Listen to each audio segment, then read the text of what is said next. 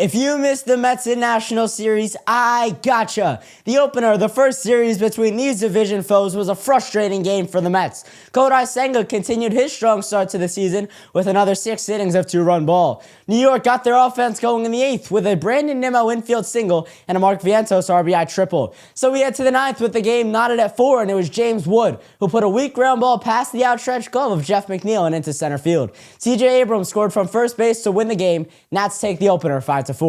The Mets got back to business in Game 2. Clay Holmes threw 5 shutout innings, and the bullpen followed suit to complete the shutout. Not much offense in this one, as there were only 2 runs scored. Those runs came from the batter Francisco Alvarez, who homered against Brad Lord for his first bomb of the year. Francisco Lindor had another 3-hit day. His average is up to 304 in 2025. Mets win 2-0 for the 5th shutout win of the season. Game 3 was a high-scoring affair and another walk-off win for the Nationals. New York scored 5 runs in the first inning and another in the second. Tyler McGill started for the Mets and allowed 3 runs over 6 1/3 innings. Carlos Mendoza then turned to Jose Buta, who imploded, giving up 3 runs on 3 hits in just 2/3 of an inning.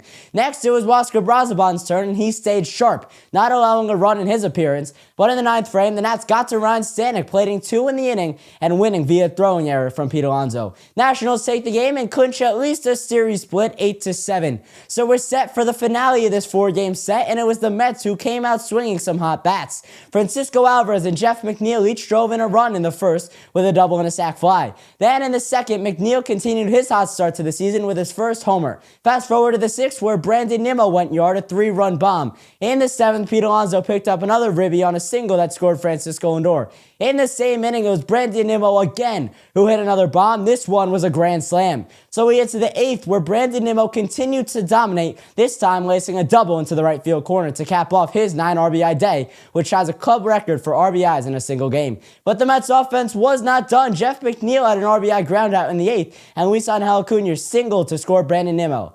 Now in the 9th frame, Jesse Winker singled to plate Jose Azocar, and Mark Vientos hit a 3-run homer to cap off a 19-run outburst. Griffin Canning had another dominant start, tossing 5 shutout frames. The Mets win 19-5 and split the series. A couple takeaways from the weekend. First, we might be getting happy Jeff McNeil this season. He started his 2025 campaign by hitting .333 with a 1733 OPS. However, I would consider the series unsuccessful, as New York easily could have won each of the games they lost. First, in the opener, Jeff McNeil should have slid to stop the ball from trickling into center field on the play that allowed C.J. Abrams to score from first. Then in the 3rd game, Pete Alonso should not be making a throwing error on such a simple play. Up next for the Mets is a 3-game series with the Arizona Diamondbacks back at Citi Field. For updates after every Mets series, I'm Ben Ballion with the Sports Pod.